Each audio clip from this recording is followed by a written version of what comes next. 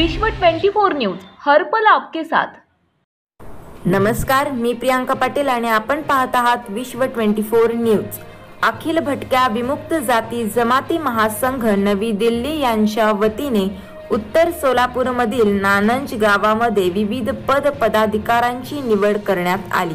त्यावेळी सोलापूर अध्यक्ष राहुल गायकवाड, पुणे जिल्हा अध्यक्ष रणजित दुपारगुडे, आदर्श जानराव, अभिषेक जानराव, अजित जानराव, अक्षय जानराव, अमोल जानराव, मॉन्टी कापुरे, सुधीर टोनपे आदी उपस्थित होते।